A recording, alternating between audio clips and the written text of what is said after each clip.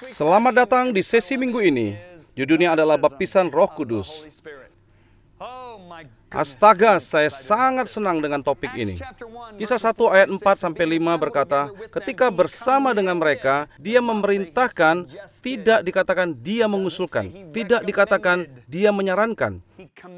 Ia melarang mereka meninggalkan Yerusalem dan menyuruh mereka tinggal di situ, menantikan janji Bapa yang telah kamu dengar daripadaku. Sebab Yohanes membaptis dengan air, tetapi tidak lama lagi kamu akan dibaptis dengan Roh Kudus. Yesus berkata, jangan mulai melayani, jangan mulai mengkhotbahkan Injil ke seluruh dunia, jangan merintis gereja hingga kamu dipenuhi dengan kuasa. Anda harus mengerti sesuatu. Ketika kita dilahirkan kembali, Roh Kudus ada dalam kita. Dia menyucikan kita, menyembuhkan kita, kita menjadi anak Allah. Tetapi ketika dibaptis, kita dipenuhi dengan kuasa. Ada perbedaan antara posisi dan kuasa. Sekarang kita bicara tentang kuasa. Yesus membuat satu pernyataan yang sangat keras. Dia berkata, jangan lakukan ini. Dia menyatakannya kepada 500 orang. Saya percaya 500 orang pergi ke ruang atas itu, seperti disebutkan dalam 1 Korintus pasal 15. Tetapi 380 orang kemudian pergi setelah 1 hari. 2, 3, 4, 5, 6, 7 hari. Mereka berkata, mari kembali ke sinagoga. Mari merintis gereja. Mari lakukan ini. Tetapi 120 orang menunggu karena taat pada Tuhan. Anda mungkin berpikir, ya, mereka perlu Roh Kudus karena mereka belum menerimanya. Saya akan jelaskan. Dalam Injil Yohanes, Yesus mengembusi mereka dan berkata, terimalah Roh Kudus. Kata Yunaninya adalah terima saat itu juga. Itu bukan nubuat tentang apa yang akan terjadi. Jadi mereka lahir baru ketika Yesus mengembusi mereka dan berkata, terimalah Roh Kudus. Ini di Kisah Rasul 1, ketika mereka dimampukan melakukan panggilannya. Jadi Roh Kudus datang ke dalam diri kita demi hubungan. Dia datang, membaptis, dan memampukan kita melakukan panggilan kita. Ketika tiba hari Pentakosta, semua orang percaya berkumpul di satu tempat. Tiba-tiba turunlah dari langit suatu bunyi seperti tiupan angin keras. Tidak dikatakan Roh Kudus adalah tiupan angin keras. Dia datang dengan tiupan angin keras. Dia melakukannya pada kedatangan yang pertama kali ke bumi dan memenuhi serta memampukan mereka. Hanya kali itulah dia melakukan yang demikian. Namun dia dapat melakukannya kapanpun dia mau. Seperti saya alami di suatu auditorium berisi ribuan orang di Brazil. Luar biasa. 9 tahun kemudian dituliskan memenuhi seluruh rumah di mana mereka duduk. Lalu tampaklah lidah-lidah seperti api bertebaran di atas mereka. Mereka tidak dibaptis dalam Roh Kudus dengan lidah api yang kecil. Saya tidak percaya ada api kecil di atas kepala mereka seperti ditunjukkan di bahan sekolah minggu. Mereka diselamkan, itulah arti baptisan. Diselamkan, mereka diselamkan dalam api. Lalu tampaklah lidah-lidah seperti api bertebaran di atas mereka hingga pada mereka masing-masing. Lalu mereka dipenuhi Roh Kudus dan mulai berkata-kata dalam bahasa lain seperti yang diberikan oleh Roh itu. Mereka dipenuhi, mulai berkata-kata dalam bahasa lidah. Roh Kudus tidak memaksa mulut mereka berbicara. Mereka mulai bicara dalam bahasa lidah. Apa itu bahasa lidah? Itu adalah satu bahasa yang tidak Anda pahami. Itulah bahasa lidah. Anda mengerti? Misalnya saya ada di Spanyol dan bertemu seseorang yang bukan berbahasa Spanyol. Lalu saya tanya, apa bahasa ibumu? Mereka mungkin berkata bahasa Italia. Itu bahasa yang tak saya mengerti. Saya tidak bertanya kepada orang berbahasa Inggris, apa bahasa ibumu? Saya tahu bahasa ibu mereka. Banyak sekali orang Yahudi mengunjungi Yerusalem saat itu. Dari setiap bangsa di kolong langit. Mereka bicara dalam berbagai bahasa dan mereka terkejut, lalu berkumpul melihat apa yang terjadi. Mereka dapati orang-orang tak terpelajar ini mengatakan pujian yang luar biasa kepada Allah dalam bahasa dan logat asing yang sempurna. Mereka tercengang-cengang. Mereka berkata, apa ini? Petrus berdiri. Anda tahu khotbah terkenal yang disampaikan hari itu. Ia berkata, mereka tidak mabuk, baru jam 9 pagi. Dan ia mulai mengkhotbahkan Yesus pada mereka. Ia berkata, Yesus ini telah dibangkitkan dan kamilah saksinya. Sesudah ia ditinggikan oleh tangan kanan Allah dan menerima Roh Kudus yang dijanjikan itu. Ingat, Yesus berkata dalam Injil Lukas, "Nantikanlah janji Bapa, dengarlah, dicurahkannya apa yang kamu lihat dan dengar di sini." Katakan bersama, lihat. Dan katakan bersama, dengar. Perhatikan, lihat dan dengar. Saya ingin Anda mengingatnya. Orang banyak itu bertanya, apa yang perlu kami lakukan? Kisah Rasul 2 ayat 38-39 kata Petrus, "Bertobatlah dan berilah dirimu dibaptis dalam nama Yesus Kristus untuk pengampunan dosamu, dan kamu akan menerima karunia Roh Kudus. Sebab bagimulah janji itu, dan bagi anak-anakmu, dan bagi orang yang masih jauh, yaitu sebanyak yang akan dipanggil oleh Tuhan Allah kita." Anda lihat di Kisah Rasul 2, yang dibaptis dengan Roh Kudus bukan hanya mereka dan anak-anak mereka, tetapi juga orang-orang yang jauh, melalui generasi gereja, sebanyak yang Tuhan panggil. Sekarang secara ringkas saya akan jelaskan 4 cerita di Kisah Rasul tentang orang-orang yang dipenuhi, dibaptis dengan Roh Kudus. Dalam tiap kisah ini, kecuali satu, saya ingin Anda memperhatikan 2 hal. Pengalaman ini berbeda dengan dilahirkan kembali. Bahkan dengan yang 120 orang di Pentakosta. Kedua, orang-orang di sekitar melihat dan mendengar ketika Roh Allah membaptis mereka. Mari kita lihat Kisah Para Rasul 8. Filipus pergi ke suatu kota di Samaria. Ia beritakan Kristus pada mereka. Ia seorang penginjil klasik. Alkitab berkata ada sukacita besar di kota itu. Mengapa? Karena setan-setan keluar dari mereka yang dirasuki. Orang lumpuh dan timpang berjalan. Ada sukacita besar di kota itu. Kisah Rasul 8 ayat 12-13 berkata, mereka percaya pada Filipus yang memberitakan Injil tentang kerajaan Allah dan nama Yesus Kristus. Mereka dibaptis dengan air, baik laki-laki maupun perempuan. Simon sendiri percaya dan dibaptis. Saya mau membuat beberapa catatan. Orang-orang percaya kabar baik tentang Yesus Kristus. Apakah mereka dilahirkan kembali? Ya atau tidak? Tentu saja ya. Ketika seseorang percaya Injil, menerima Yesus Kristus, dibaptis, mereka jadi anak Allah. Benar? Jadi mereka dibaptis dengan air, dan menurut Alkitab, mereka lahir kembali ke dalam kerajaan Allah.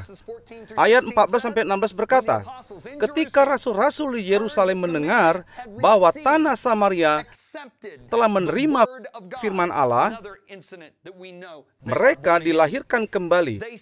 Mereka mengutus Petrus dan Yohanes pada mereka. 2 rasul itu berdoa supaya orang-orang Samaria itu beroleh Roh Kudus.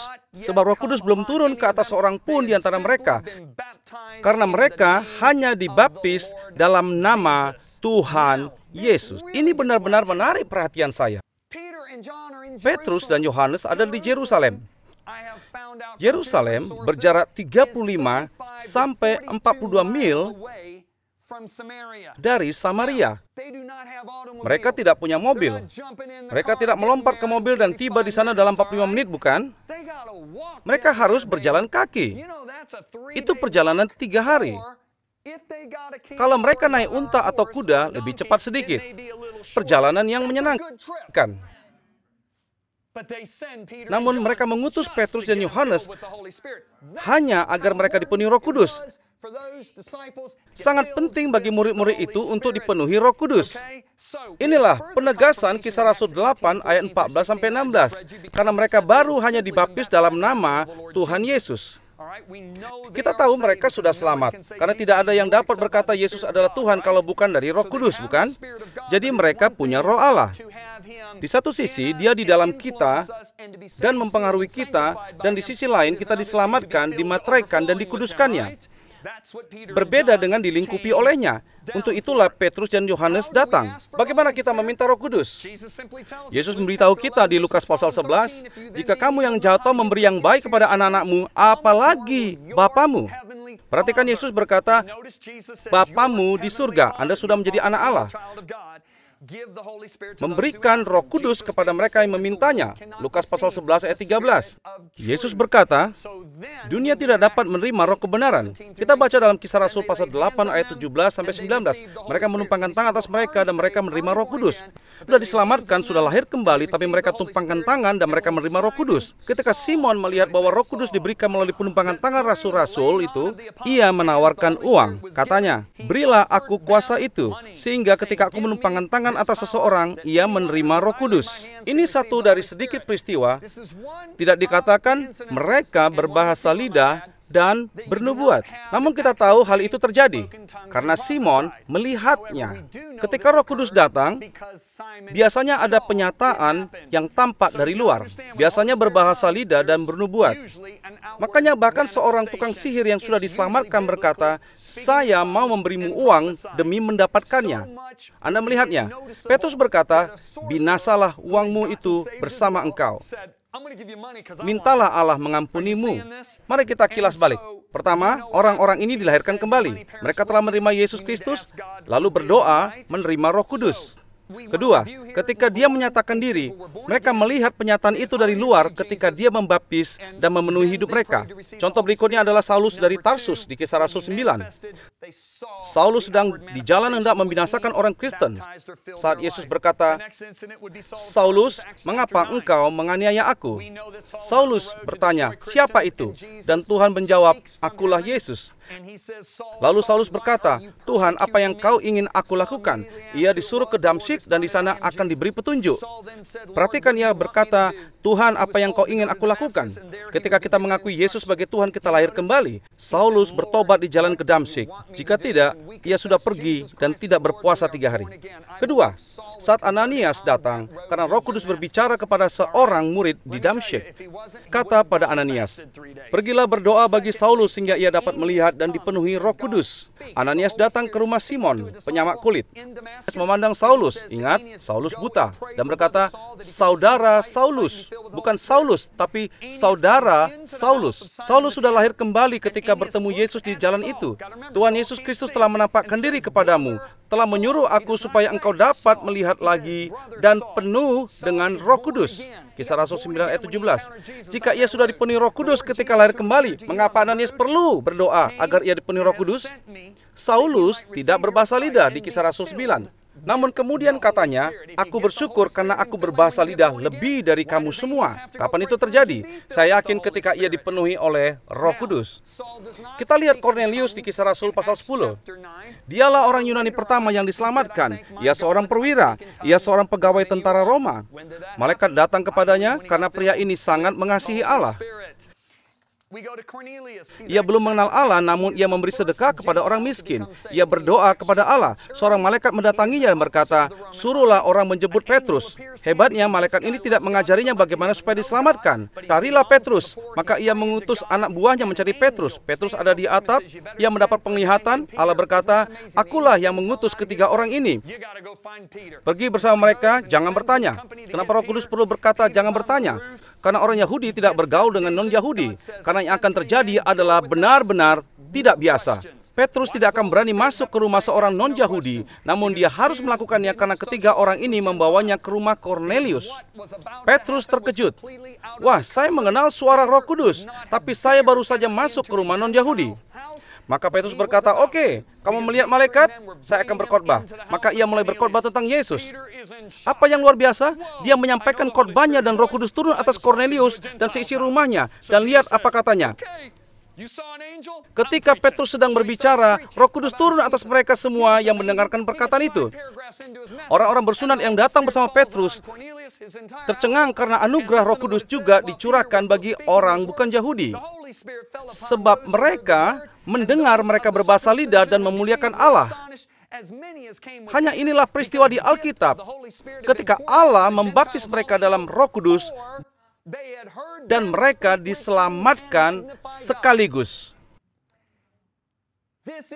Saya punya alasan untuk mempercayai ini. Anda bisa menentang, tapi saya punya alasan. Ketika Anda berdoa dengan seseorang untuk menerima Yesus, Anda tidak akan melihat tanda dari luar. Petrus berpikir orang-orang ini tidak dapat diselamatkan. Mereka bukan Yahudi. Maka Allah berkata, aku harus mengubahkan mental orang-orang ini dan memberinya mental yang baru. Dan hanya kali inilah Anda melihat yang demikian terjadi di Alkitab. Apa yang Petrus lihat sehingga ia tahu Allah telah memberi Yesus pada mereka? Berbahasa lidah, karena Dia memberi Roh Kudus pada mereka. Yang terakhir, di Efesus, dari Kisah Rasul pasal 19. Rasul Paulus datang ke Efesus dan bertemu beberapa murid. Yang pertama ia tanyakan benar-benar menarik perhatian saya. Sudahkah kamu menerima Roh Kudus ketika kamu menjadi percaya? Itulah seharusnya yang kita tanyakan pada orang yang baru percaya. Sudahkah kamu menerima Roh Kudus? Saya pernah melayani di Bulgaria bersama Lisa. Pendeta di sana diselamatkan ketika komunis memerintah dengan tangan besi. Orang-orang diselamatkan di gereja bawah tanah dan gerakan Roh Kudus berlanjut. Pendeta itu berkata, terus terang saya pendosa, pemakai obat-obatan, pemabuk, tentara USSR, yaitu tentara komunis. Saya datang ke pertemuan rahasia ini. Dan seorang wanita membuka pintu dan berkata, sudahkah Anda menerima Roh Kudus? Pikirnya, roh apa yang dia bicarakan? Namun hal itu sangat nyata bagi orang-orang Kristen di negara komunis ini. Ingat, mereka sangat teraniaya demi ini. Dan itulah pertanyaan pertama untuknya, sudahkah Anda menerima Roh Kudus? Dan ia jawab, saya punya roh yang berbeda. Ia menerima Roh Kudus sebelum pergi. Ia diselamatkan dan dipenuhi Roh Kudus. Mereka baru mendengar baptisan Yohanes. Maka mereka mulai berkhotbah tentang Yesus Kristus. Mereka percaya dan dibaptis dengan air dan diselamatkan. Kita baca dalam Kisah Rasul 19 ayat 6. Ketika Paulus menumpangkan tangan atas mereka, turunlah Roh Kudus ke atas mereka dan mulailah mereka berkata-kata dalam bahasa roh dan bernubuat. Mereka berbicara dalam bahasa lidah, mereka bernubuat. Orang-orang Efesus ini yang bahkan tidak mengenal firman Allah, sekarang berkata-kata dengan pujian yang hebat untuk Allah, karena mereka dipenuhi Roh Kudus. Saya beritahu Anda, saya senang saya tak pernah berkhotbah tanpa Roh Kudus. Saya akan sangat membosankan, Anda akan tertidur. Tak ada yang bisa berkhotbah tanpa Roh Kudus. Bahasa lidah berhenti ketika yang sempurna itu tiba. Mari kita baca. Ini selalu ditanyakan orang-orang. Mari kita baca dari 1 Korintus. Kasih tidak berkesudahan, nubuat akan berakhir, bahasa roh akan berhenti, pengetahuan akan lenyap, sebab pengetahuan dan nubuat kita tidak lengkap. Tetapi jika yang sempurna tiba, maka yang tidak sempurna itu akan lenyap. Mereka berkata, Alkitablah yang sempurna itu. Mereka berkata ketika yang sempurna itu tiba, yaitu Alkitab, kita tidak perlu lagi bahasa lidah. Mari lihat konteksnya. Pertama, pengetahuan akan lenyap ketika yang sempurna itu tiba. Apakah pengetahuan telah berhenti? Belum. Mari lihat ayat berikutnya untuk memastikan saya tidak keluar dari konteksnya. Kata Paulus, sekarang kita melihat dalam cermin dengan samar-samar, tetapi nanti kita akan melihat muka dengan muka. Tidak sempurna, tetapi nanti aku akan mengenal dengan sempurna, seperti aku sendiri dikenal. Apakah sekarang Anda melihat Yesus muka dengan muka? Tidak. Apakah Anda sudah mengenal Yesus persis seperti Dia mengenal Anda? Tidak. Maka yang sempurna itu belum datang. Yang sempurna itu berbicara tentang langit dan bumi yang baru. Ketika kita punya tubuh kebangkitan dan kemuliaan, itulah yang dimaksudkannya. Itulah ketika kita dikenal dan melihatnya muka dengan muka. Jawabnya, bahasa lidah akan berhenti. Namun karena yang sempurna itu belum tiba, bahasa lidah juga belum berhenti. Pertanyaan kedua yang sering muncul, Alkitab berkata, apakah semua orang berbahasa lidah? Masih ingat pertanyaan di 1 Korintus 12? Apakah semua orang berbahasa lidah? Jawabannya, tidak semuanya. Benar? Tidak harus berbahasa lidah. Anda harus membaca seluruhnya dalam konteksnya, serta menyadari perjanjian baru membicarakan 4 bahasa lidah yang berbeda. Semua katakan 4. 2 bahasa lidah untuk pelayanan di depan umum. Apa artinya di depan umum? Mereka melayani seorang atau suatu kelompok. 2 lagi untuk pribadi. Semua katakan pribadi.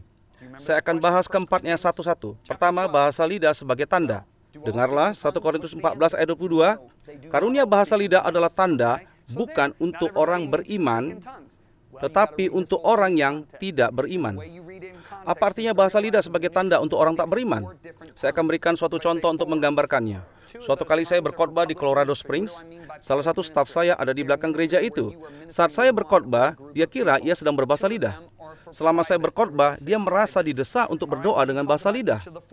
Setelah kebaktian, seorang pria yang duduk di depannya berbalik dan berkata kepadanya, "Bahasa Prancis Anda sempurna. Anda bukan hanya berbahasa Prancis, tetapi dengan aksen logat Prancis kuno yang sempurna." Katanya, "Saya seorang guru bahasa Prancis dan tidak pernah bertemu orang berbicara sebaik Anda." Katanya, "Saya tidak bisa berbahasa Prancis." Katanya, "Anda bercanda." Katanya, "Tidak, saya tidak berbahasa Prancis. Saya hanya tahu bisa bilang parles Flaus Prancis." Katanya, "Bicara Anda sempurna." Itu sebuah tanda baginya.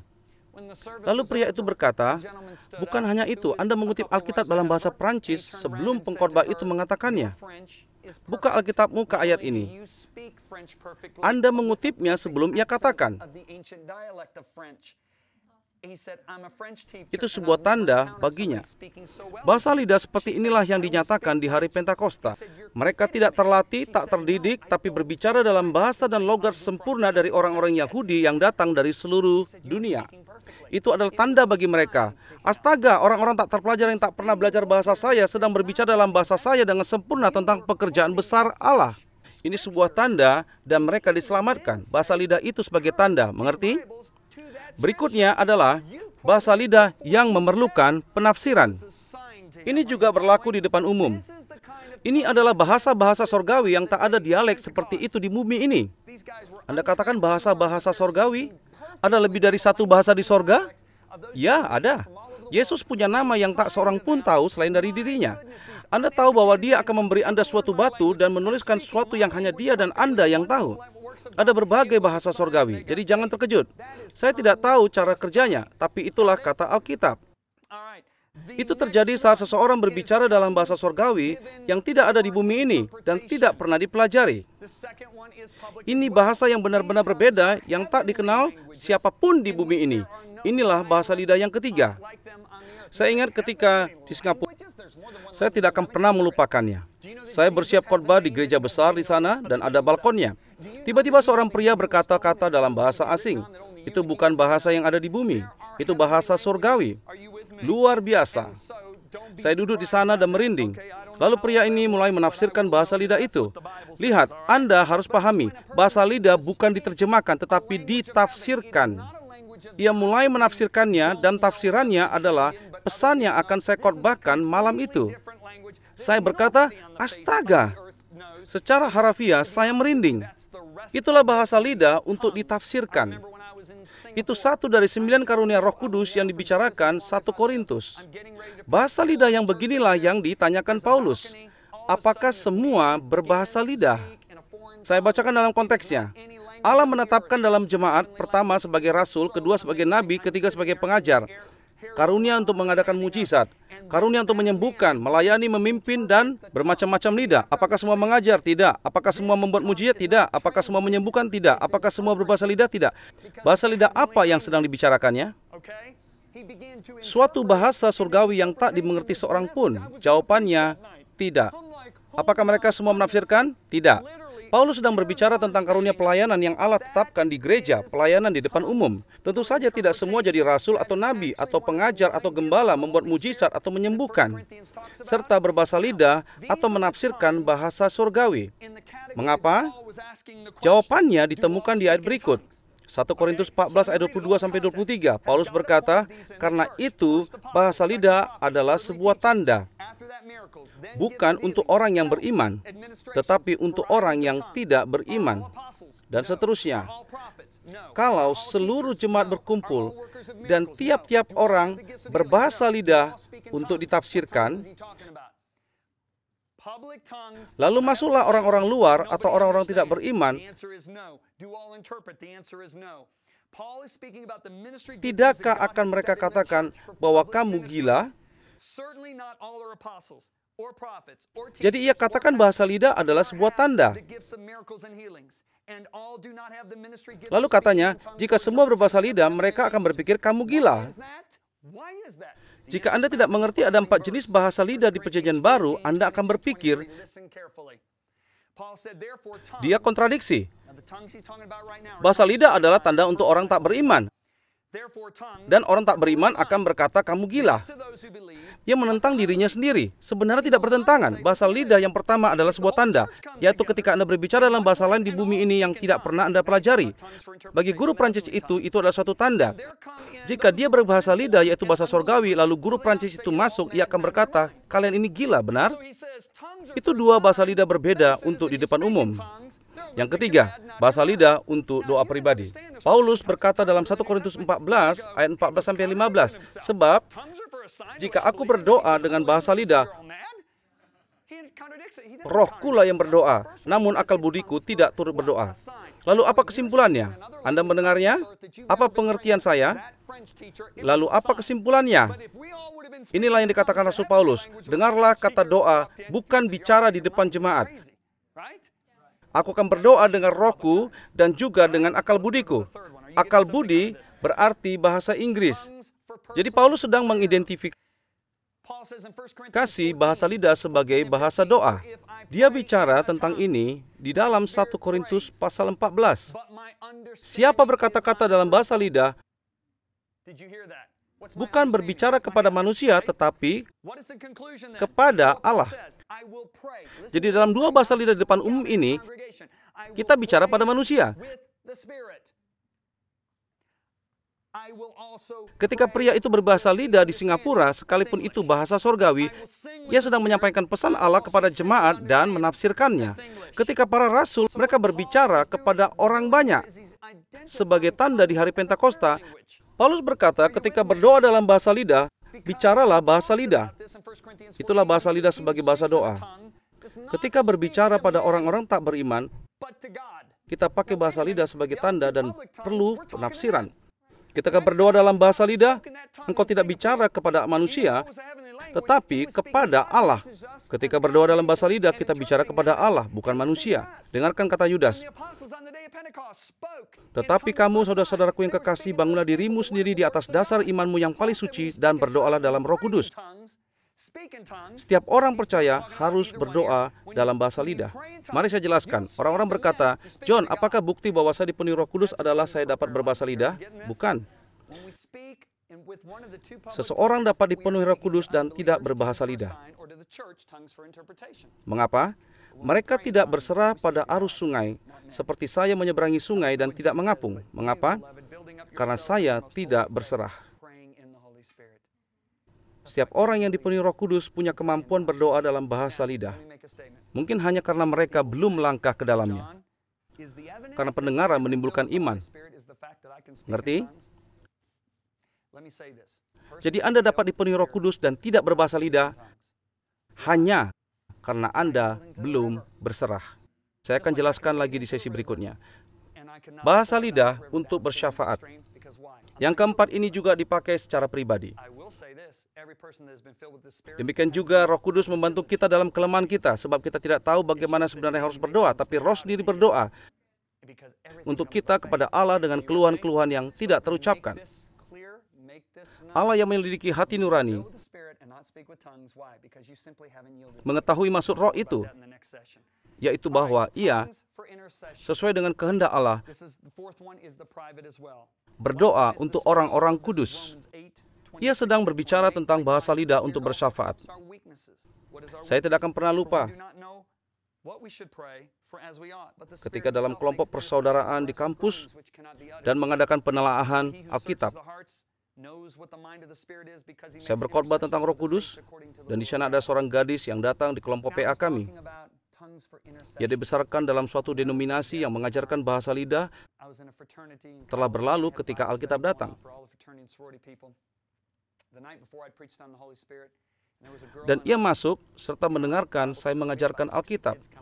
Ia berkata, astaga, rupanya ada di sini. Ia dipenuhi Roh Kudus malam itu. Besok paginya, mereka membangunkanku jam 6.30 dari interkom. Saya seorang mahasiswa, saya tidur hingga jam 8. Saya berpakaian dan menemuinya. Ia berseri-seri. Ia sangat gembira. Ada apa, kata saya? Katanya, Allah membangunkan saya jam 5 pagi dan saya merasa didesak untuk berdoa dalam bahasa lidah. Katanya, saya baru saja berdoa dalam bahasa lidah dan sepertinya bersyafaat. Saya mohon Allah tunjukkan untuk apa saya berdoa. Kata Tuhan, engkau sedang bersyafaat bagi pertaruhan hidup satu orang tua. Katanya, saya terus berdoa dalam bahasa lidah. Jam 6 pagi, teman sekamarnya mendapat telepon darurat. Kakeknya mengalami serangan jantung darurat. Mereka melarikannya ke rumah sakit. Mereka menyelamatkannya. Katanya, Roh Kudus berkata kepada saya, dialah yang engkau doakan. Itulah bahasa lidah untuk bersyafaat. Mari saya jelaskan. Saya tidak tahu apa yang terjadi sekarang dengan ibu saya di Florida. Saya tidak tahu apa yang terjadi dengan saudari saya di California. Saya tidak tahu apa yang terjadi dengan saudari saya di Michigan. Saya tidak tahu apa yang terjadi dengan teman saya di Carolina Utara, tetapi Roh Kudus tahu. Jadi saya bisa bersyafaat dengan berserah kepadanya. Jadi, berapa banyak yang hilang saat ini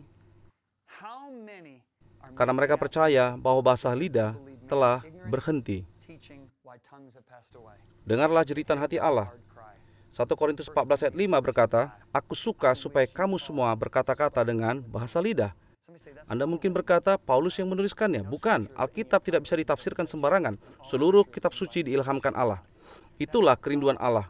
Aku suka supaya kamu semua berkata-kata dengan bahasa lidah. Paulus berkata dalam 1 Korintus 12 ayat 1, dan inilah yang dikatakan Roh Allah.